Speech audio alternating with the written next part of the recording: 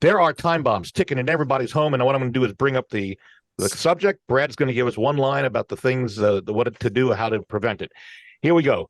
Before it's too late, fix these things, folks, or get on them. Foundation, Brad. Yeah. So you're looking here. If you see any small cracks, particularly in the brick veneer, anything, particularly crack through a brick, stair step in the mortar, have it looked at right away because that's giving some indication that you got movement in your foundation.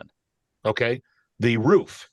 I think the biggest thing with the roof, I would tell you, look at the bottom of your downspout, see whether or not you've got a lot of little granules. If you've got a lot of granules that are down there, you've got, your roof is getting to the end of its life. You want to take a look at your roof too, make sure that don't have any damaged shingles or missing shingles, particularly with the windstorms that we've had recently. People aren't paying attention to the fact that the roofs are damaged, but you got to take care of that now. Septic system. Septic systems, I think that's just a maintenance item for those people who are on septic. Depending on the size of the house and the number of people in the house, you'll have to maintain that or have that system pumped every, 3 years or so. Yeah. But also you want to make sure that you're not putting foodstuffs and other things down into the septic system. Electric. Okay. Keep it to the ones and twos out there. Sorry. Okay, got it. Yeah, referencing that. Electrical wiring. I think this article is referencing the older homes, those that have single strand aluminum wiring, those with Federal Pacific panels, Zinsco panels. You just want to make sure that you don't see any evidence of overheating.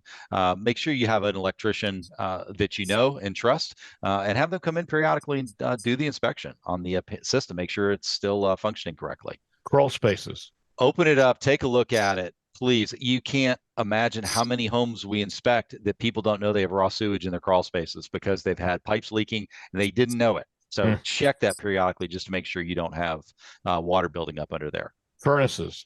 Furnace and HVAC, generally, you're just looking to make sure that you've got some sort of a service contract.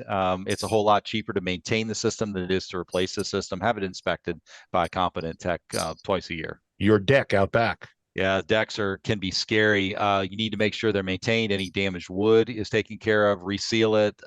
Also, make sure that you look underneath if you can. Make sure it's not pulling away from the house. We see that a lot, particularly those that are nailed on rather than lag bolted in. Heating oil tanks, if you've got one. Heating oil tank. This is something that has come up. Actually, just recently, we had an environmental engineer who had to work with one of our clients with a tank that was left in the yard. People weren't aware of it. They knew there was a vent there. Problem was oil had been left in the tank. The tank rotted out. It leaked, leached into the ground, and it was a big, expensive remediation job to clean out. And the homeowners had lived there for a lot of years and didn't even realize there was a tank in the yard. Dryer vents. Yeah, dryer vents. This is something you want to keep them cleaned out. Make sure they're not kinked. I know, Bob, we looked at that one picture of that, the flexible pipe, flexible hose back behind the dryer. That should be a straight run. It should not be any bends immediately coming out of that dryer. You got to make sure that the air flows and the lint doesn't build up. Yeah, that was Jen's house, and that's right. Work on that. Yeah. Well, it's funny you say that. My cousin was doing repair on his dryer vent, and he sends me a picture of a 90-degree, like 4-inch ejector, but it was at a 90-degree and elbow. And I said, no, you got to run it straight. I was like, if you have an elbow, that's a place for lint to pick up. He goes, well, tell that to everyone else in my apartment building. And I was like, well, then you may have a fire issue in your apartment building. Yeah, get out. Yeah. Old plumbing.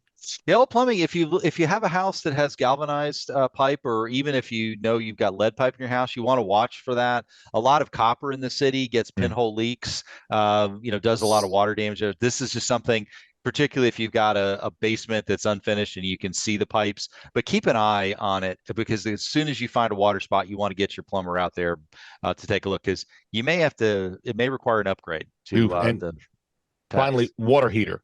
Yeah, water heaters, just, this is something that either for most of us, it's just they work or they don't work.